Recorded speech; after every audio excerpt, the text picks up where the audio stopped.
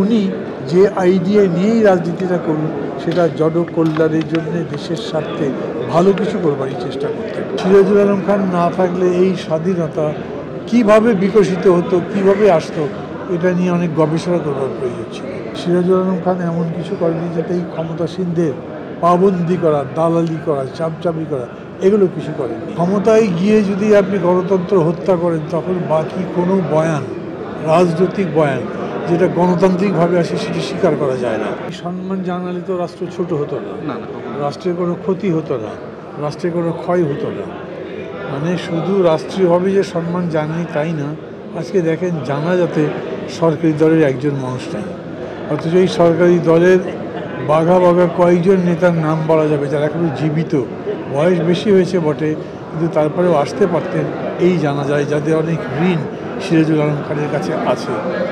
তাছাড়া একটা কথা আমি বা আমরা বলি, আমি মনে করি ইতিহাস স্বীকার করবে বাংলাদেশের স্বাধীনতা আন্দোলনে ওনার যে অবদান, সেই অবদানটা অস্বীকার করার কোনো উপায়ই নাই। তো এগুলো হলো সেই অবদান অস্বীকার করার মতো এক একটা চেষ্টা।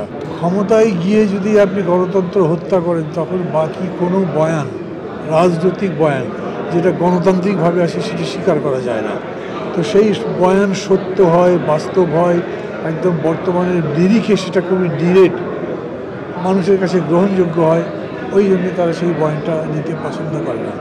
আমি দেখলাম রাষ্ট্র কর্তৃক রাষ্ট্রপতিকে দিয়ে একটা সম্মান জানিয়ে সমস্ত দায়িত্ব শেষ করা হলো, অথচ সত্যি কথা হচ্ছে সিরাজুল আলম খান না থাকলে এই স্বাধীনতা কিভাবে বিকশিত হতো, কিভাবে আসতো, এটা নিয়ে অনেক গবেষণা করবার প্রয়োজন ছিল।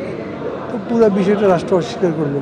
তবে আমি মনে করি এতে সিরাজুল আলম খান ছোটো হননি, ছোট হয়েছে রাষ্ট্র যারা চালাচ্ছে, তারা সরকারে যারা এখন অধিক মানে দায়িত্বে আছেন, ক্ষমতায় আছেন, তাদের নিজেদের মন মানসিকতার যে খুবই মানে একটা সংকোচন, একটা ক্ষুদ্রত্ব, এইটা প্রমাণ হয়েছে। 1972 সালে তিনি জাসদ করেছিলেন। এইটা তো আর আওয়ামী লীগের সিদ্ধান্ত নয় বা তখনকার আওয়ামী লীগ নেতৃত্ব এটা পছন্দ করবার কথা নয়।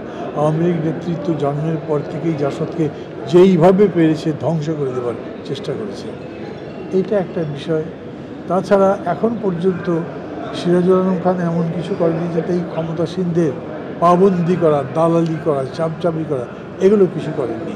এবং দেখেন এই মানুষটা একটা দৃষ্টিভঙ্গি বোঝেন, এত বড় একজন মুক্তিযুদ্ধ সংগঠন, মানে একবারে বলতে গেলে এত বড় সংগঠন আরেকজন হয়তো নেই, অথচ উনি বলছেন রাষ্ট্রীয় কোনো সম্মানের আমার দরকার নেই, আমাকে কোনো রাষ্ট্রীয় সম্মান দেওয়ার চেষ্টা করবে না, ওরকম কোনো জায়গায় নেবে না, যেমন শহীদ মিনারে নেওয়া গেল না, তার পরিবারের কাছে বলেছেন।